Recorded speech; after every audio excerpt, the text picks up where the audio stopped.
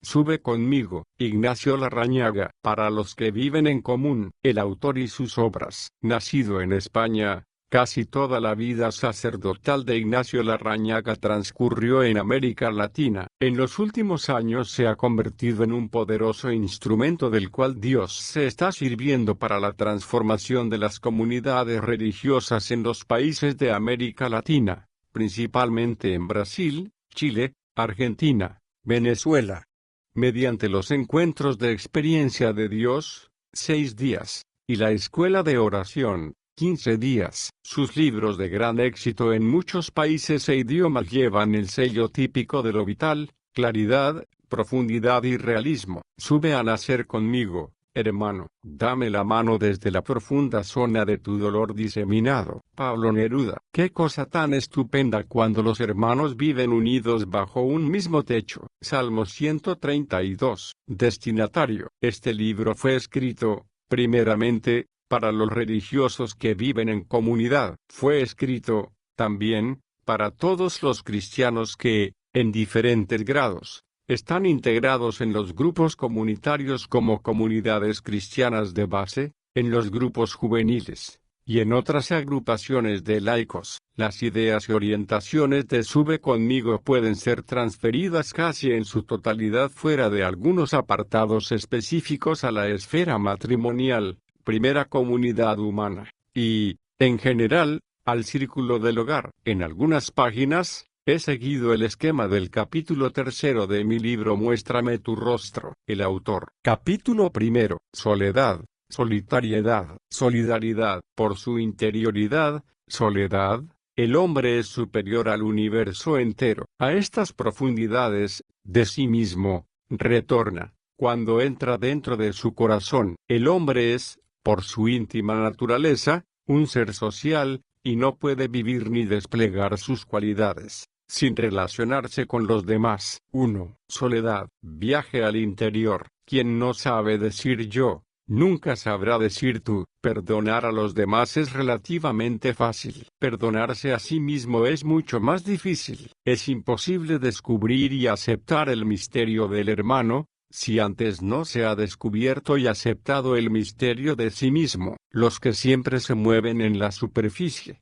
jamás sospecharán los prodigios que se esconden en las raíces. Cuanta más exterioridad, menos persona. Cuanta más interioridad, más persona. Yo soy yo mismo. En esto consiste, y aquí está el origen de toda la sabiduría, en saber que sabemos, en pensar que pensamos, en captarnos simultáneamente como sujeto y objeto de nuestra experiencia. No se trata de hacer una reflexión autoanalítica, ni de pensar o pesar mi capacidad intelectual, estructura temperamental, mis posibilidades y limitaciones. Eso sería como partir la conciencia en dos mitades, una que observa y otra que es observada. Cuando nosotros entendemos, siempre hay un alguien que piensa, y un algo sobre lo que se extiende la acción pensante. El sujeto se proyecta sobre el objeto, pero en nuestro caso presente sucede otra cosa. El sujeto y el objeto se identifican. Es aleo simple y posesivo. Yo soy el que percibo, y lo percibido soy yo mismo también. Es un doblarse de la conciencia sobre sí misma. Yo soy yo mismo. Soledad, solitariedad, solidaridad. Para comprender bien lo que estamos diciendo, se han de eliminar ciertos verbos como entender, pensar, y debemos quedarnos con el verbo percibir, porque de eso se trata. Precisamente, de la percepción de mí mismo. Tampoco podemos hablar de idea sino de impresión. ¿Cómo es eso? ¿De qué se trata? Se trata de una impresión, en la que y por la que, yo me poseo a mí mismo. La persona queda, concentradamente, consigo misma. Es un acto simple y autoposesivo, sin reflexión ni análisis, como quien queda paralizado en sí mismo y consigo mismo. A pesar de todo esto, explicado así, se parece al egoísmo, no tiene nada que con él, antes bien, es todo lo contrario, como se verá en el contexto de estas páginas. Al conseguir la percepción de sí mismo, uno queda como dominado por la sensación de que yo soy diferente a todos los demás, y, al mismo tiempo, me experimento algo así como un circuito cerrado,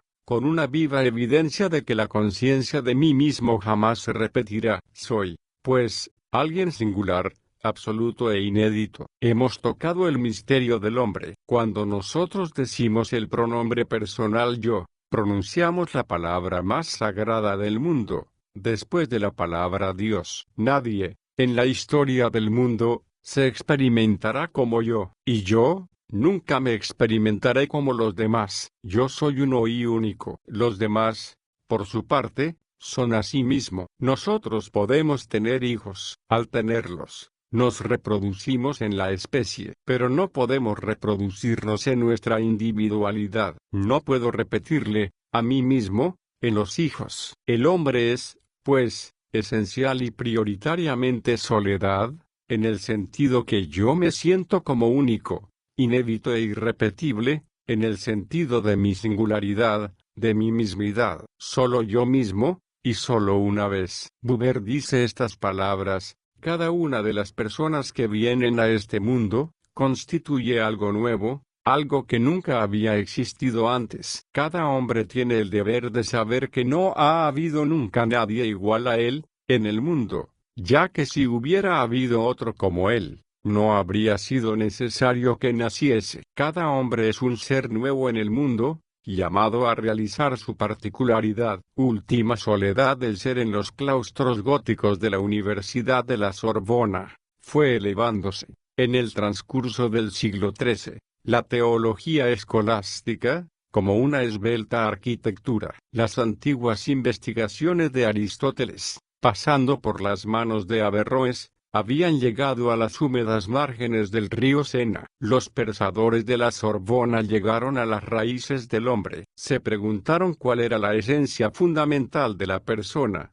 y dijeron que la persona es un ser que piensa y subsiste por sí misma. Una definición estática. Por aquellos mismos días, a esa misma pregunta, Escoto respondió que la persona es la última soledad del ser. Es una definición dinámica y existencial. A eso, hoy día, llamamos experiencia de la identidad personal. Cualquiera de nosotros, si hacemos una zambullida en nuestras aguas interiores, vamos a experimentar que, bajando en círculos concéntricos, llegaremos a un algo, por lo que, somos diferentes a todos, y nos hace ser idénticos a nosotros mismos. Por ejemplo, si observamos a un agonizante, nosotros percibiremos que el tal agonizante es, en su intimidad, un ser absolutamente solitario. Por muchos familiares que estén a su derredor, nadie está con él, en su intimidad, nadie lo acompaña en su travesía,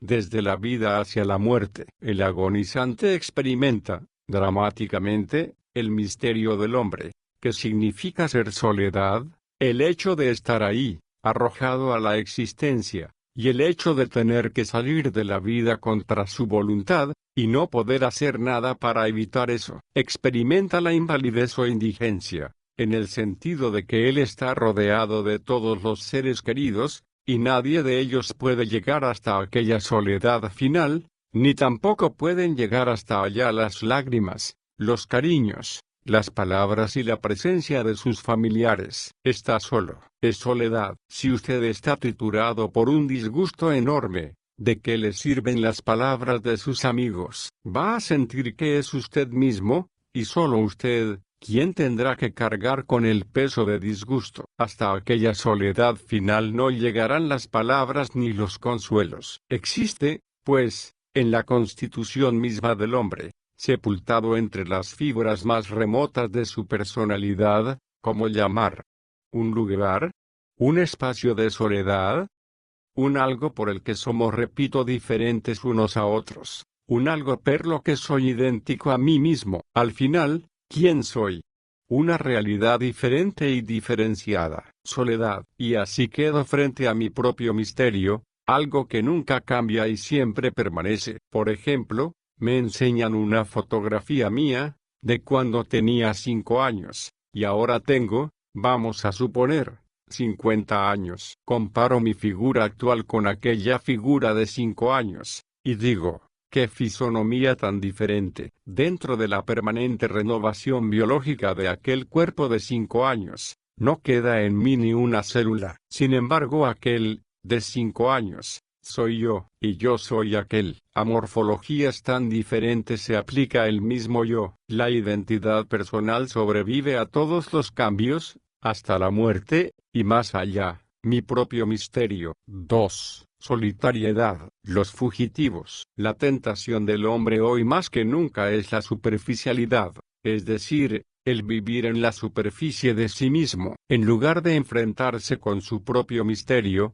muchos prefieren cerrar los ojos, apretar el paso, escaparse de sí mismos, y buscar el refugio en personas, instituciones o diversiones. En lugar de hablar de soledad, podríamos hablar de interioridad, y aquí repetimos lo que dijimos al principio: cuanta más interioridad, soledad, más persona; cuanta más exterioridad, menos persona. Llaman personalización al hecho de ser uno mismo, alguien diferenciado, y el proceso de personalización pasa por entre los dos meridianos de la persona: soledad y relación. Pero será difícil relacionarse profunda y verdaderamente con los demás si no se comienza por un enfrentamiento con su propio misterio, en un cuadrante inclinado hacia el interior de sí mismo. Nunca fueron tan vigorosos como hoy los 3 enemigos de la interioridad: la distracción, la diversión y la dispersión; la producción industrial,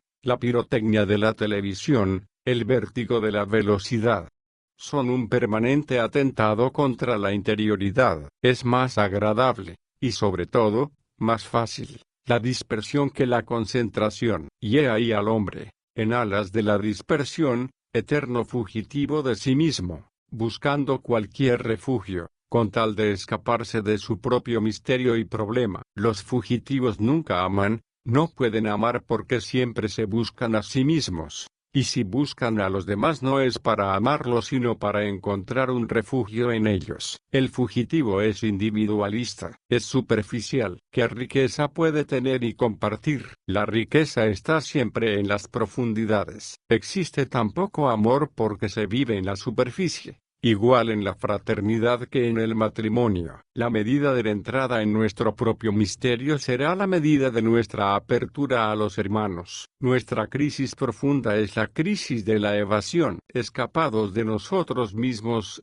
vivimos escapados, también, de los hermanos. Es preciso que el hermano comience por ser persona, es decir, comience por enfrentar y aceptar su propio misterio. Los solitarios. Así como hay fugitivos hacia afuera, también hay fugitivos hacia adentro. Estos son los solitarios, separados de los demás por murallas que ellos mismos levantaron, o aislado por fronteras que ellos, unilateralmente, marcaron. Sentirse completamente aislado y solitario conduce a la desintegración mental, dice Fromm. Cuando la Biblia afirma que no es conveniente que el hombre viva solo, eso solo se ha de traducir por solitario. De la esencia de la persona es, tanto ser soledad, como ser relación, tal como explicaremos más tarde. 2. Solitariedad. Así como el enfrentamiento del hombre con su propia soledad, lo abre, en una reacción gozosa, al misterio del hermano, la solitariedad, al contrario, sumerge al hombre en el mar triste y estéril del aislamiento. Su mundo es un mundo temible, hundido siempre en la noche. Por eso, la solitariedad deriva rápidamente en perturbaciones mentales por las que se produce una disociación de las funciones anímicas, aproximándose fácilmente, el solitario, al borde de la locura. La solitariedad recuerda, o se parece, a la invalidez de un niño pequeño, que no puede valerse por sí mismo para nada, en cuanto a las funciones elementales de la vida. ¿Qué sería de un niño en el corazón del desierto o de la selva? Sin duda moriría, en una agonía interminable. La solitariedad es, algunas veces, efecto de alguna perturbación genética. Otras veces, un sujeto, cuando se siente maltratado injustamente por los demás, o considera que no ha sido suficientemente estimado, toma la vía del aislamiento como actitud de arrogante venganza, o como bandera de autoafirmación. Pero hay otra historia más frecuente. Un individuo llega a una comunidad, pasan los años a su alrededor y no ve más que mundos individuales y noches cerradas. El hombre se siente inseguro, y, buscando seguridad, emprende el viaje hacia sus regiones interiores. Allí encuentra la paz, pero una paz parecida a la de los muertos. Soledad, solitariedad, solidaridad. Hay personas marcadas con el sello de la timidez. La tal timidez no nació de alguna herida de la lejana infancia, sino que proviene desde mucho más allá, desde tan distantes fronteras de las leyes genéticas. Ahora, un típico tímido es siempre un fugitivo hacia adentro. Esta clase de personalidades solo se sienten bien cuando se retraen hasta los últimos rincones de sí mismos. Hay personalidades de apariencia ambigua. Unos, en un primer momento, padecen cerrados. Después de una larga convivencia, resultan ser personas de profunda intimidad y de fácil proximidad. En otros, en cambio, sucede lo contrario. En un primer momento, causan la impresión de gran encanto personal y de fácil comunicación, y después de convivir con ellos bastante tiempo, uno llega a la conclusión de que la comunicación con ellos solo se efectuaba en un primer plano. Pero aunque, en realidad, eran cerrados y solitarios, sin saberse los motivos de tal comportamiento, la solitariedad no es una actitud normal en el crecimiento evolutivo de la personalidad. Las energías humanas, latentes y concentradas en la intimidad de la persona, tienden, por su propia vitalidad explosiva, a abrirse y derramarse en dirección de los demás hermanos. Pero hay algo, instalado en ciertos campos o niveles de la personalidad, que bloquea el avance de aquel ímpetu, y las energías quedan frustradas e inhibidas. Puertas que debieran estar abiertas, quedan semicerradas o completamente cerradas, impidiendo la entrada a cualquier hermano, exceptuando, quizás, algún determinado y exclusivo amigo. El aislamiento o solitariedad se puede comparar a un lento suicidio. Allí dentro, donde el individuo está replegado, siempre es de noche, y siempre hace frío. Necesariamente, el hombre acaba por enfermarse, y una vez enfermo, irá caminando hacia el reino de las tinieblas y de la muerte. Allí solo habitan la tristeza, el vacío, el egoísmo químicamente puro y, en fin, todas las fuerzas regresivas y agresivas. Nosotros nacimos para salir y darnos. En otras páginas veremos cómo salvarnos del aislamiento, ansiedad, la enfermedad típica de los fugitivos, y sobre todo de los solitarios, es la ansiedad, debido a que ella es, fundamentalmente, vacío, y el síntoma específico de ambos grupos es, también, el vacío o paralización de las energías. La ansiedad es hija del miedo, y hermana de la angustia, pero no se sabe dónde comienzan y dónde terminan sus correspondientes fronteras. Nace y vive la ansiedad entre la tristeza y el temor, entre el vacío y la violencia, entre la lucha y la inercia. Se parece a la apatía o tedio de la vida, y se pueden sentir ganas de morir por momentos, pero no es compulsiva ni agitada. Cuando la ansiedad es de carácter neurótico, significa que tiene hundidos sus raíces en los conflictos profundos y en los problemas no resueltos. Los soldados de un campo de batalla, si el enemigo está a la vista, sienten miedo, pero combaten más, si quedan incomunicados, aislados de la retaguardia porque el enemigo les cortó las líneas telefónicas. Entonces se apodera de ellos la ansiedad y quedan paralizados sin saber qué hacer. Lo peor de la ansiedad es que ella surge desde profundidades tan remotas y tan ignotas, que el ansioso es una víctima infeliz que no sabe cómo luchar, contra quién luchar, cuál estrategia escoger y cuáles son las armas de combate, y él queda ahí, inerte, atrapado entre fuerzas cruzadas, y vive tenso, con una tensión que no es la de angustia, pero es más profunda y más permanente que la angustia. Si usted, al atravesar una calle, se da cuenta de que se le viene encima un coche a alta velocidad, siente miedo, pero ese miedo pone sus pies en movimiento para colocarse en lugar seguro. Pero si, de repente, se encuentra en medio de coches que vienen sobre usted desde todas las direcciones, seguramente va a sentirse paralizado por la ansiedad. ¿Es la ansiedad una sensación tensa y latente, en que se juntan la parálisis de la catalepsia con la angustia del parto, el pánico del vértigo con el presentimiento de un temblor de tierra? Se dan diferentes grados y formas de ansiedad. Una es la ansiedad del individuo a quien le comunican que tiene pocos días de vida o constata que ha sido calumniado, y otra, cuando presiente la amenaza de quedar marginado en el seno de la comunidad, o de que ya no es querido, o de que su imagen ha quedado notablemente deteriorada. Cuando, en una comunidad, cada cual busca su propio rumbo, y solo se preocupa de sus propios intereses, están tan juntos y tan distantes, y todos ellos sufrirán el asalto de la ansiedad, a no ser que la supriman a base de fuertes compensaciones. 2. Solitariedad. La fuente fecunda de la ansiedad es la falta de sentido en la vida, es decir, el vacío. Tanto los fugitivos como, sobre todo, los solitarios, son ramas desprendidas del árbol de la vida, y muertas. El árbol es su propio misterio. ¿Quién soy? ¿Cuál es el proyecto fundamental de mi vida? ¿Cuáles son los compromisos que mantienen en pie ese proyecto? ¿Soy consecuente con esos compromisos y conmigo mismo? Al hecho de ser uno mismo llaman autenticidad. Cualquiera que cae por la pendiente de la incoherencia vital,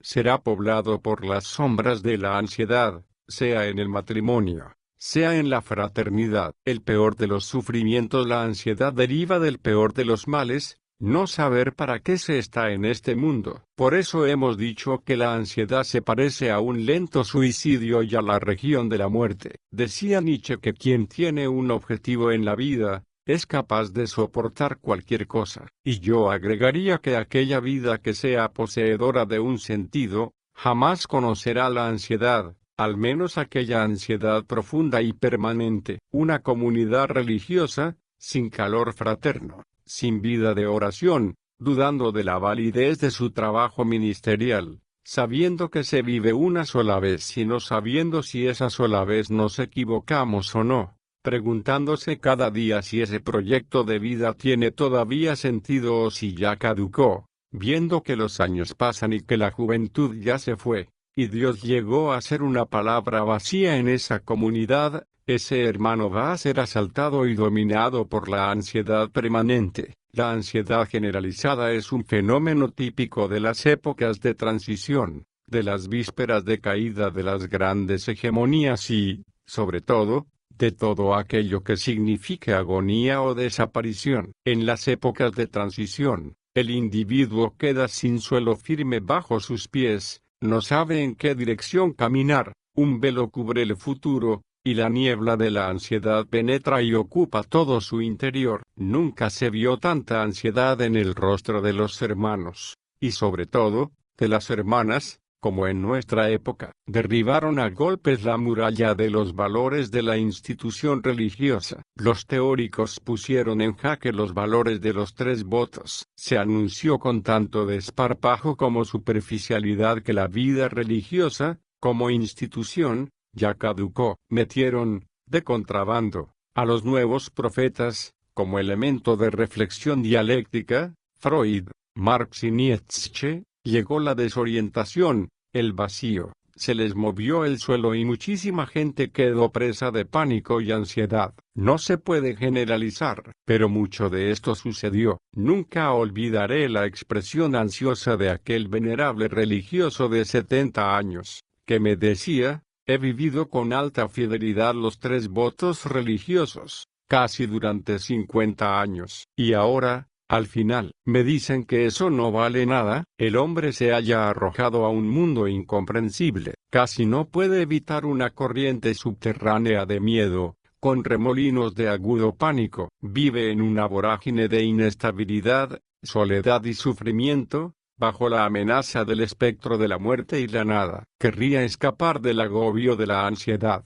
La falta de sentido es más terrible que la angustia, porque si existe un propósito definido de la vida, es posible soportar la angustia y el terror. Cuando se pregunta a alguien si tiene designios por los que darla su vida, en la mayoría de los casos se obtiene una respuesta afirmativa. Hasta el hombre más deprimido, si lo preguntamos crudamente, entonces, ¿por qué no se suicida usted?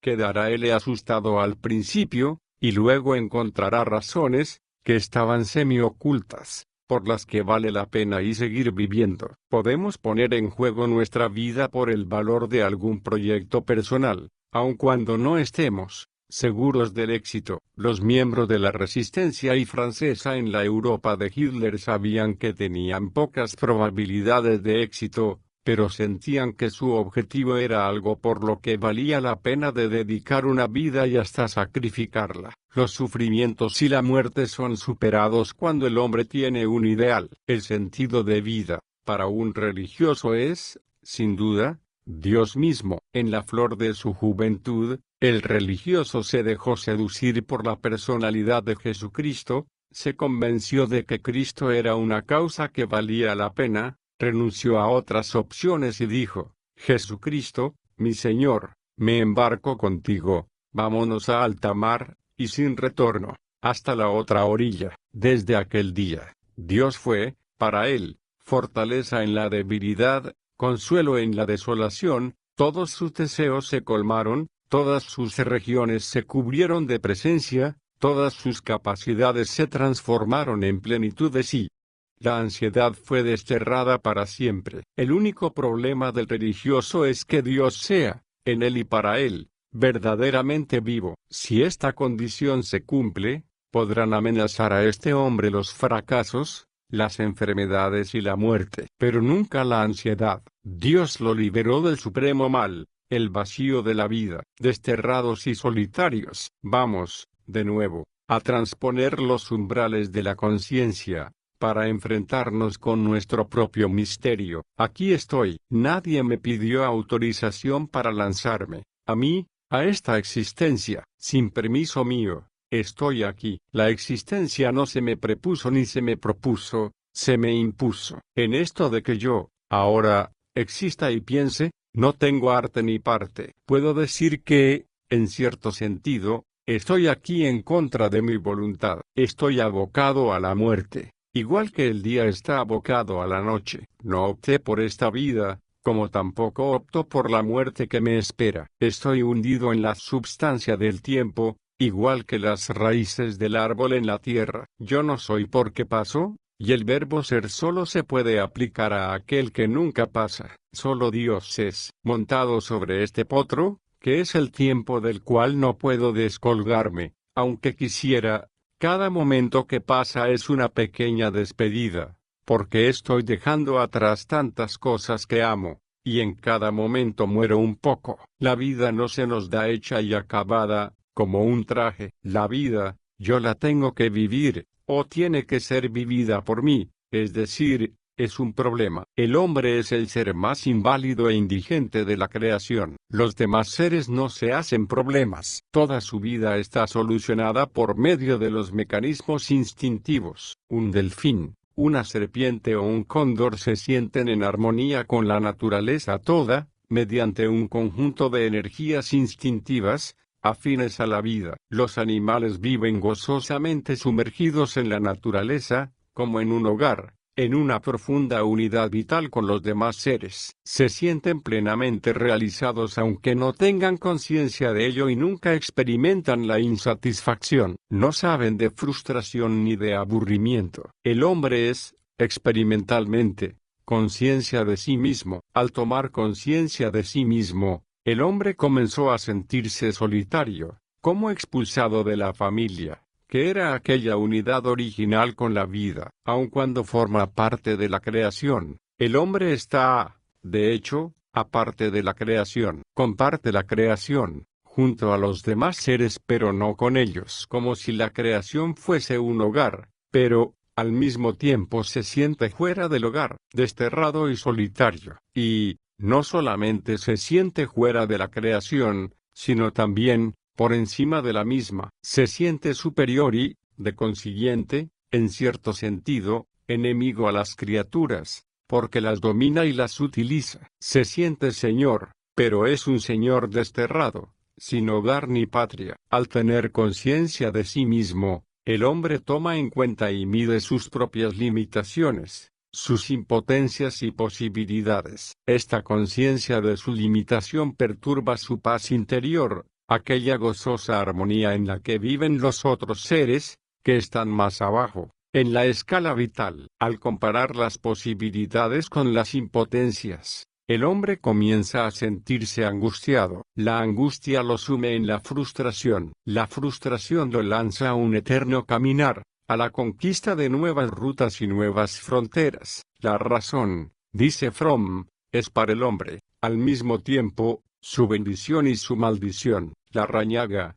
El silencio de María, página 217. 3. Solidaridad, esencialmente relación. Desde las profundidades de su conciencia de finitud e indigencia, surge en el hombre, explosiva e inevitable, la necesidad y el deseo de relación. Si, en hipótesis, imagináramos un hombre, literalmente solo en una selva infinita, su existencia sería un círculo infernal que lo llevaría a la locura, o el tal sujeto regresaría a las etapas prehumanas de la escala vital. Al perder aquel vínculo instintivo que lo ligaba vitalmente a las entrañas de la creación, emergió en el hombre la conciencia de sí mismo. Entonces se encontró solo, indigente, desterrado del paraíso, destinado a la muerte, consciente de sus limitaciones. ¿Cómo salvarse de esa cárcel? Con una salida. La necesidad de relación deriva de la esencia y conciencia al ser hombre. Al tomar conciencia de sí mismo,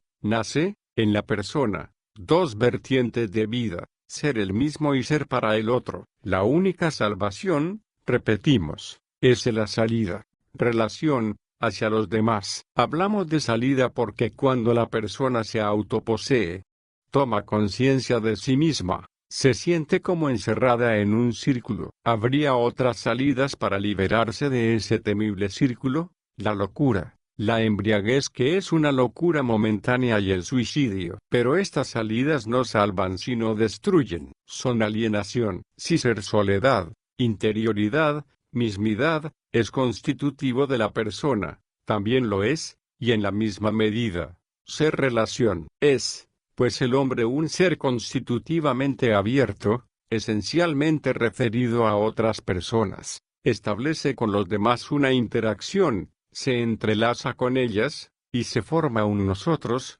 la comunidad. Los demás tienen, también, su yo diferenciado, inefable e incomunicable. Los demás son, también, misterio. Yo tengo que ver, en ellos, su yo, ellos tienen que ver, en mí, mi yo. Los demás no son, pues, el otro, sino un tú. Yo no debo ser cosa para ellos, ni ellos tienen que ser objeto para mí. Del hecho de que los demás sean un tú, de consiguiente, un misterio sagrado, emergen las graves obligaciones fraternas, sobre todo ese decisivo juego apertura-acogida, y también aquellos dos verbos que San Francisco utiliza, cuando habla de relaciones fraternas: respetarse y reverenciarse. ¡Qué formidable programa de vida fraterna! Reverenciar el misterio del hermano. Dicen que la persona hace la comunidad, y que la comunidad hace la persona. Por eso mismo, yo no encuentro contraposición entre persona y comunidad. Cuanto más persona se es,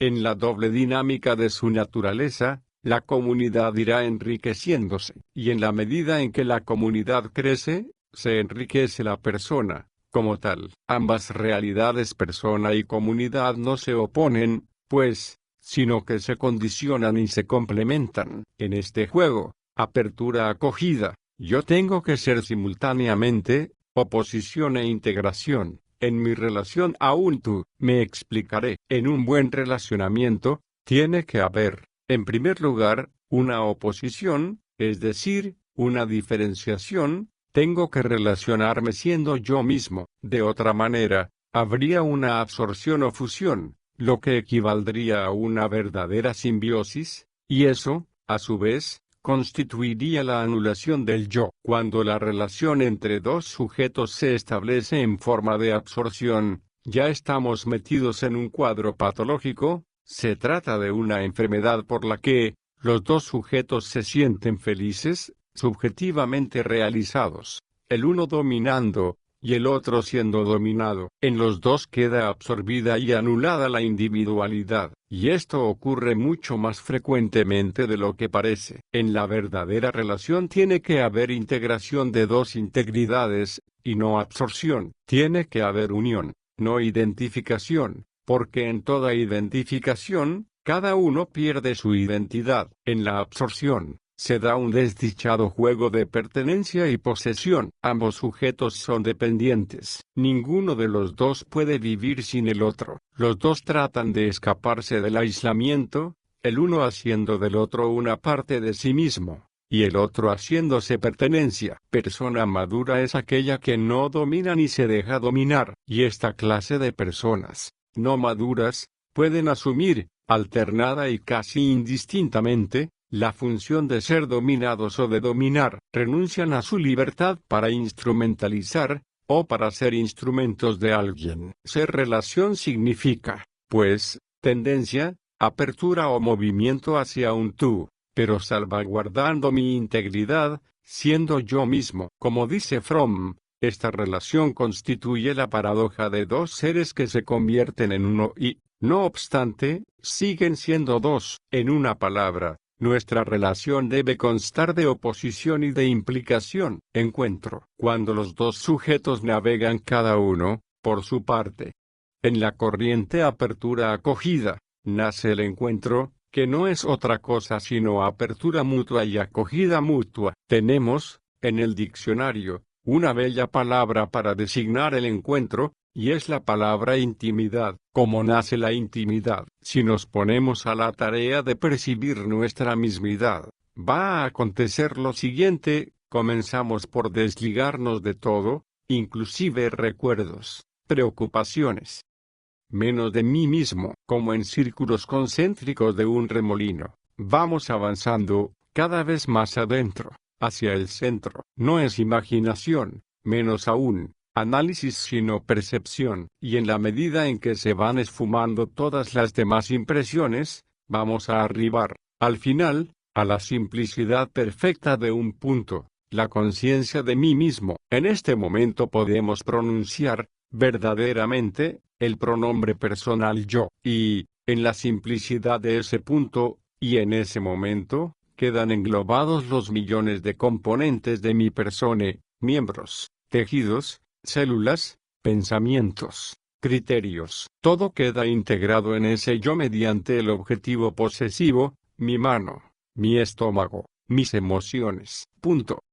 En una palabra, la persona es, primeramente, interioridad. Pero esta palabra es un tanto equívoca. Diría, más exactamente, que la persona es interiorización, esto es, el proceso incesante de caminar hacia el núcleo, hacia la última soledad, de que hablaba Escoto. Toda persona, auténticamente hablando, es eso. Ahora bien, dos interioridades que salen de sí mismos y se proyectan mutuamente, dan origen a una tercera persona, que es la intimidad, que no es otra cosa sino el cruce y proyección de dos interioridades. Ya estamos. Vamos a explicarnos con un ejemplo. La intimidad que existe entre usted y yo, esa intimidad no es usted, no es yo. Tiene algo de usted, tiene algo de mí. Es diferente de usted, es diferente de mí. Es dependiente de usted, es dependiente de mí. Hasta cierto punto, es independiente de usted, es independiente de mí. Digo esto, porque nos nació una hija, como fruto de nuestra mutua proyección. Y, oh maravilla, nuestra hija, la intimidad, se nos transformó, sin saberlo cómo, en nuestra madre, ya que ella, la intimidad, nos personaliza a usted y a mí, nos realiza, nos da a luz a la madurez y a la plenitud. Esta intimidad es, para hablar con otras expresiones, una especie de clima de confianza y cariño que, como una atmósfera, nos envuelve a usted y a mí, haciéndonos adultos, y alejándonos de las peligrosas quebradas de la solitariedad. Hay otras palabras para significar lo que acabo de explicar, por ejemplo, intersubjetividad, intercomunicación, interacción, pero, al final, es lo dicho, dos personas mutuamente entrelazadas. Eso es el encuentro. Donde hay encuentro, hay trascendencia porque se superaron las propias fronteras. Donde hay trascendencia, hay Pascua y amor. Donde hay amor, hay madurez, que no es otra cosa sino una participación de la plenitud de Dios, en quien no existe soledad. A imagen trinitaria. En el principio, Dios nos creó a su imagen y semejanza. Pero no solamente eso, fuimos modelados, sobre todo, según el estilo de vida que se vive en el seno insondable de la Santa Trinidad. Aquí nace la fuente de todos los misterios, y el misterio de la persona y de la comunidad humanas solo puede ser entendido en el reflejo de esa fuente profundísima y clarísima. Todo cuanto hemos dicho, en el presente capítulo, sobre el misterio de la persona, puede ser aplicado, en perfecta analogía y paralelismo, a las divinas personas. ¿Por qué? Porque la persona humana es una copia exacta de las personas trinitarias. En la Trinidad, cada persona es relación subsistente. Quiero decir, cada persona, en aquel abismo, es pura relación respecto a las otras personas. Por ejemplo, el Padre no es propiamente Padre, sino paternidad, es decir, un proceso interminable de dar a luz al Hijo, de relacionarse. Inclusive, para hablar con exactitud, tendríamos que inventar, aquí, una nueva palabra, pateracción, proceso de hacerse padre. El Hijo no es propiamente hijo, sino filiación, es decir, proceso eterno de ser engendrado. El Padre no sería Padre sin el Hijo no sería Hijo sin el Padre. Pues bien, el Padre y el Hijo se proyectan mutuamente, y nace una tercera persona, que, en el lenguaje que estamos usando, se llamaría intimidad, Espíritu Santo. Esta tercera persona no sería nada sin las dos anteriores, de manera que, el Espíritu Santo, es como el fruto de una relación, es como la plenitud, la madurez, la personalización acabada. Esta tercera persona constituye, en aquel abismo, lo que llamaríamos el hogar, y origina una corriente vital, en forma de circuito, entre las tres divinas personas, una corriente infinita e inefable de simpatía, conocimiento y amor. Toda esa vitalidad, Jesús la resume diciendo que los tres son uno, y así, en aquella casa, todo es común. Dicho en nuestro lenguaje, cada persona es esencialmente mismidad, interioridad, y esencialmente relación. Pero una relación subsistente, quiere decirse que de la relación depende el ser. Esta comunicación, relación, hace de las tres personas una común unidad, como nosotros somos uno, de tal manera que las tres divinas personas tienen, repito, todo en común, tienen el mismo conocimiento y el mismo poder. Pero, a pesar de tenerlo todo en común, cada persona no pierde su mismidad sino que subsiste como realidad diferenciada, toda entera. No existe, pues, fusión, existe unión, identidad de persona y comunión de bienes. Aquí está la clave de la fraternidad, ser distintos en la intercomunicación de sí mismos, porque no se trata, sobre todo, de intercambiar bienes o palabras sino interioridades. Cada persona divina, como cada persona humana, son sujetos verdaderos, sin embargo, deben ser, sujetos que dan y reciben todo lo que tienen, y todo lo que son. En otras palabras, en aquella inefable comunidad, cada persona, permaneciendo subsistente en sí misma, es, al mismo tiempo don de sí, de tal manera que el Verbo, el proceder del Padre, posee y retiene las mismas perfecciones del Padre, y el Espíritu Santo, que procede del Padre y del Hijo, posee y retiene las mismas perfecciones de las personas de quienes procede. Así se realizan aquellas personas, dando y recibiendo. Si aplicamos esto a la realidad humana, podríamos concluir que una persona humana se realiza tanto al recibir de otro sujeto, Todo cuanto tal sujeto es, como al dar a ese sujeto, todo cuanto aquella persona es, de cuanto acabamos de explicar en este capítulo, surge la necesidad de corresponsabilidad, participación e interdependencia entre los miembros de una comunidad. En una palabra, la solidaridad. El hombre no puede encontrar su plenitud si no es en la entrega sincera de sí mismo a los demás, a través del trato con los demás, en la reciprocidad de servicios, en el diálogo con los hermanos. La vida social engrandece al hombre en todas sus cualidades, y le capacita para responder a su vocación.